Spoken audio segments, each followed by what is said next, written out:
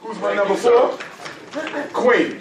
I'm actually going to pass it to my sister after we do. Okay, so y'all set me up. No. Go ahead. All right, Dr. Umar, my name is Diane. Resident here in Kansas City, and I am one of those ugly black feminists that you are not a fan of.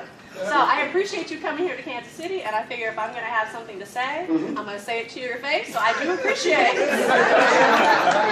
appreciate you addressing my concerns regarding anti-LGBT rhetoric and anti-feminist rhetoric, so I appreciate you saying that up front.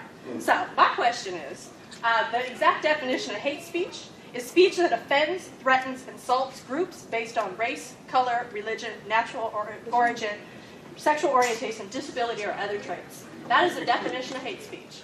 We can say all day long that we don't hate a particular type of person, but I want to know, how is that rhetoric any different than white folks that say that black people are thugs, are mentally not together, that we are unintelligent? How is it possible? How is that not different as a black man saying that black feminists are ugly, saying that queer people are, you said it earlier, I can see you on tape. How is that different than saying that gay people are molested, that we are pedophiles? How is that any different than white people? He has said that online, and I have the video.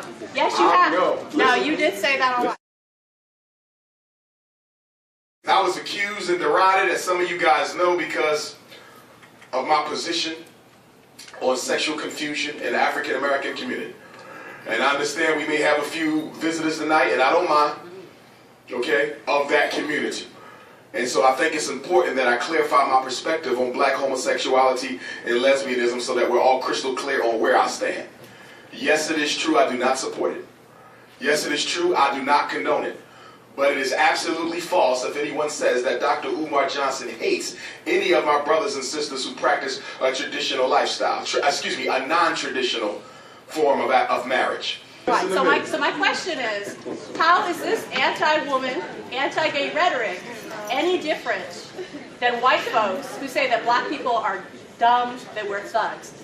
Homophobia is hate speech, and anti-womanness is hate speech. Okay. May I respond? You can. All right. Now, first, we got to take the emotionalism out of it. We won't be able to dialogue. Okay? I'm going to respond, but for the sake of time, I'm going to answer everybody's question, and if you like, when I'm done, me and you can have a private, respectful conversation. Okay? Now, okay, well, let me do this one, I'm going to go through, then we can come back to it, if you want to have that conversation. Number 1, and because I got ADHD, I didn't remember everything, but I think I can get to most of the highlights of what you said. First, you said homophobia. Yes.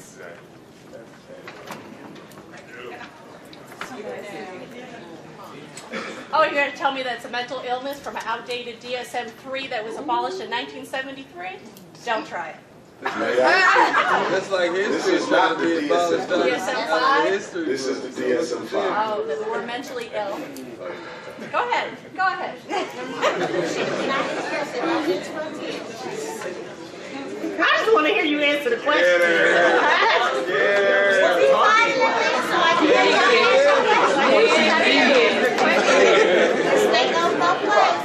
And I'm going to be respectful to you, okay? I didn't pick this up to talk about the fact that homosexuality was a mental illness in this book until 1974. But since you brought it up, I'll start with that. If you read the American Psychiatric Association position paper on the removal of homosexuality from this book as a mental illness, and I have it, it's available online, it clearly says that we did not change this classification because we had sufficient evidence to prove that people were born this way. So one of the questions that got to be dealt with from the Eurocentric mental health framework that we're dealing with this issue in, why was it removed? Now, having said that, I picked up the book to ask you on what page is the mental illness homophobia. It's not a mental illness. It's a disease, just like racism a disease. Who defined homophobia as a disease? This is the authority of mental illness. Where is the diagnosis homophobia? It's not a diagnosis. It's a state of being. It's a state of being. Phobia. It's a A state phobia. of being. A phobia Okay. is in this book. Okay, so hate And speech a against gay phobia, people. let me, Okay. phobia is fear. Simple phobia, any type of claustrophobia, it's a fear. You said homophobia. I'm not afraid of nobody.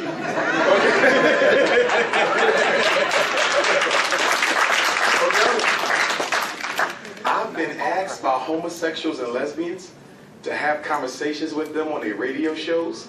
I normally accept the invitation for respectful dialogue. I don't run from the opportunity if it's going to be respectful.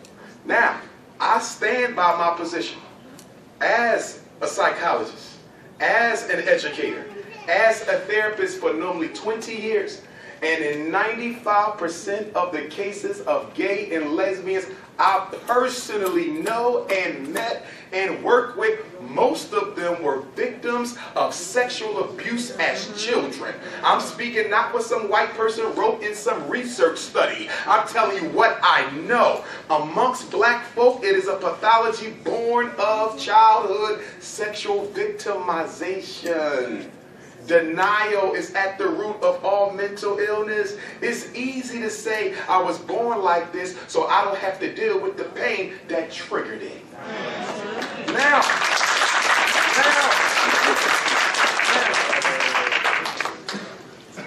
I never said that because you are gay, you want to prey on children sexually.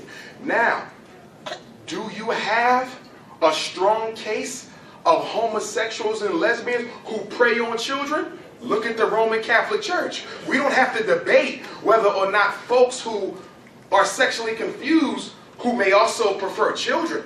But am I going to wholesale indict the whole population and say because you're gay you want to molest children? I've never said that. I've never said that, and I never will say that. I'm very responsible with my words. Now, you drew a comparison that I wouldn't disagree with. You said, how is me disagreeing with homosexuality, how is that any different from the white man saying black folks was dumb and stupid and this and that? You know what the difference is? No, that was lies about us. That could be proven. You're wrong. I don't denigrate or downgrade black gays and lesbians. Why would I do that? Do you realize black gay men have one of the highest suicide rates in America? Because of speech like what you No. community. If what you say is Shame true. and silence is Listen, why you're people being don't emotional, come my out. queen. What about before he was even born? What about before he was even born? Thank you, sir. Thank Well, you. okay, what about 100 years ago, 200 years ago? What about it? There's no argument I'm asking you. I mean, but you said him. Exactly. So what about what was going on before he was born?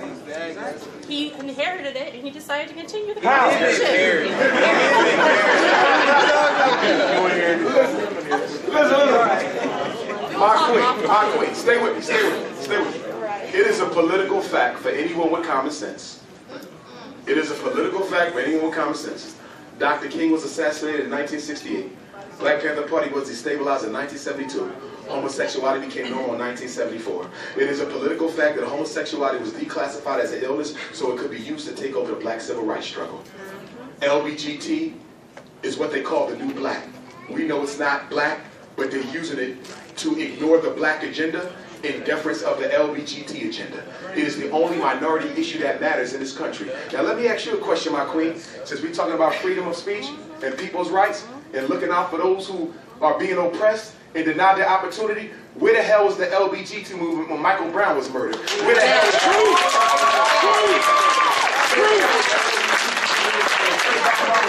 Where was y'all? Y'all don't speak out against what goes on with black folks. Answer that for you. No, y'all I've been don't. to Ferguson. I've started organizations here, and maybe You're talking about you. I'm talking about that movement. Guess what? The 3 women that started Black Lives Matter, both Patrice and Alicia, are queer black women, and they are You're making talking sure. about individuals. I am talking I'm about 3 your population. women. I am talking about 3 They women do that started not this movement. speak out against white Yes, supremacy. they do.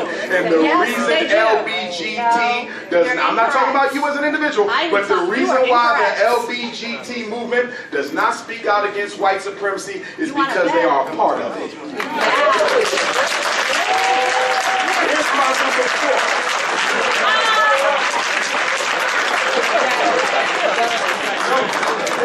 And I love you. That's in love. That's in love. Number 4. Who's my? She was. Anybody look up her story? Anybody look up? I would say you have a fact. Just prove myself right. Look up the her story of the Black Lives Matter movement, and you will see that the 3 women that started that are feminists and 2 are queer, and they are not about the liberation of black people. It's about the liberation of gay people and the liberation of That's not the case. Before I go to 5. Stay focused. No, stay focused. Stay focused. Stay focused. Stay focused. Right. You see that? I want to deal with that. I want to deal with that real quick. Go ahead. Because that is my issue with their movement. Stay with me. Stay with me. Let me go back to my ancestor, Frederick Douglass. Then we're going to move on. Because one thing we got to do, y'all, I talk about this and y'all hear me talk about this. When we talk about the black agenda, we have to stop taking time away from the black agenda to feed other people's agendas. Are y'all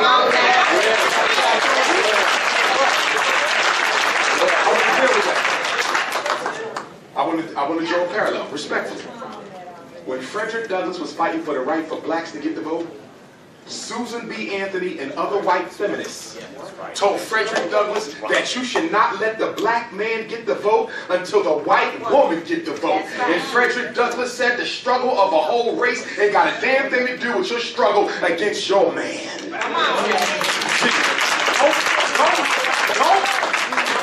No, stay with me, stay with me, stay with me. You cannot equate the gay struggle with the black struggle.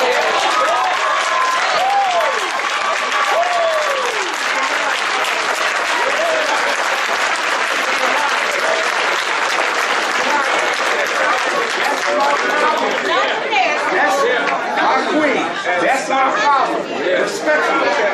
Respectfully, they are not together. No, my sister, no. No. The LGBT movement is a movement for the right to practice a certain behavior. The struggle for black folk is a struggle to be treated like a human being.